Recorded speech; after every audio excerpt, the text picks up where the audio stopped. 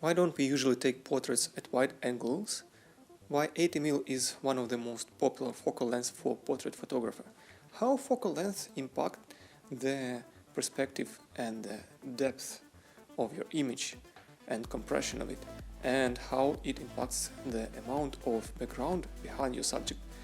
This is what is the topic of this video: impact of focal length on the image recorded by your camera, and I will show you demonstrating the examples from 24mm through 300 and even sometimes 400mm. We'll stop at most popular focal lengths, and I will show you how image is impacted by the difference in the focal lengths. This first section will demonstrate the impact on the portraiture. All those videos were shot on the same aperture.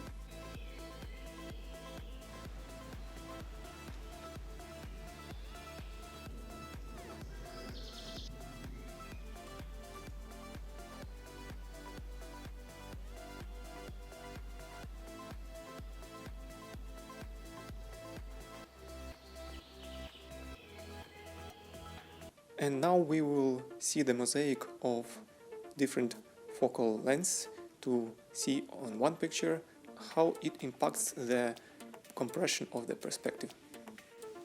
This mosaic shows portraiture of my head from different focal lengths, and I need to be straight with you.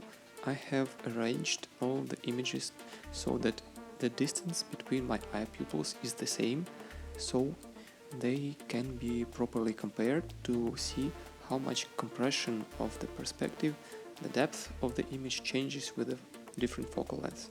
So of course, if you compare 300 millimeters and 24mm focal lengths, the change is most drastic, but it is also a good example to see at which point you are okay with taking portraits without significant portrait distortion. By the way, these are not taking vertical orientation, these are horizontal orientation. So if you're taking portraiture with vertical orientation of the camera, of course you will come closer to the head of your subject to feel more the frame, and these effects will be even stronger, exaggerated.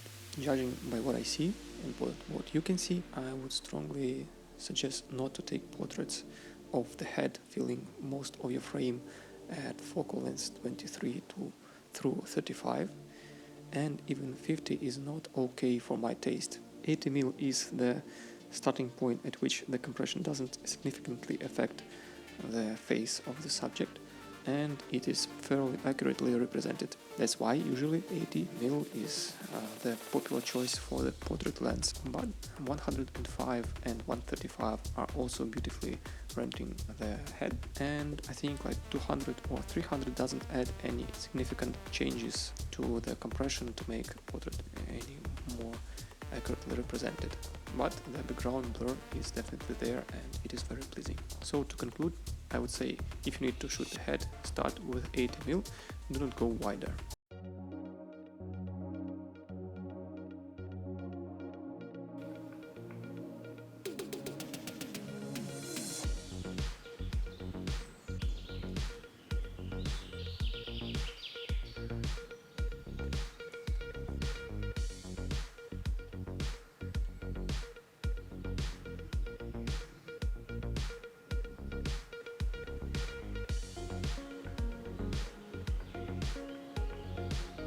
If we are talking about taking portraits at the waist level, I think 50 is a good starting point, because it is already lacking this significant stretching of the perspective, and the reason is that we are more farther away from the subject. For my taste, 35mm is still too wide for waist level portraiture, and this is the good spot to evaluate how much background changes with the change of focal length, because the longer the focal length, the narrower the field of view, the less background is captured into the image, and certainly long lenses are producing more pleasing and less distracting background.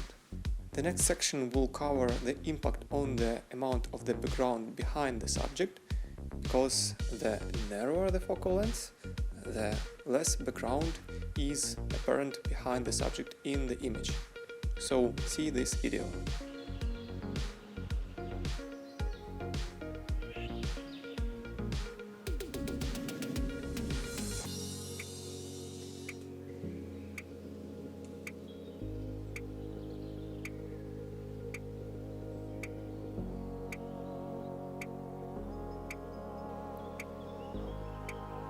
So now we are recording at 24mm, and I will show you how my size in the field of view of 24mm changes depending at which spot I was filling the frame from top to bottom at which focal length.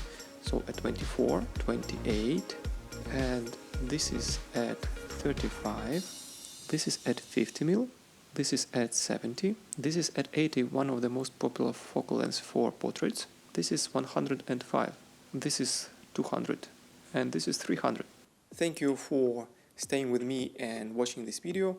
I think I have demonstrated pretty clear the difference of focal length in terms of impact on the perspective compression and amount of background, how busy it is, how clean it is, depending on the focal length. And I can summarize it by saying that the wider the angle of view, the shorter the focal length, the more stuff is apparent in your camera, the greater the depth of field, the greater the stretching of the apparent perspective, and it is not very suitable for classical portrait photographer because it will stretch your subject's face, because to fill the frame with the face you need to get closer to the subject, and it impacts greatly this stretching. The longer focal distances not only compresses the perspective but also leaves fewer background behind your subject, and it is very valuable in the environments where it is very busy and you cannot afford to search for the clean background. What was also apparent, while I didn't mention it,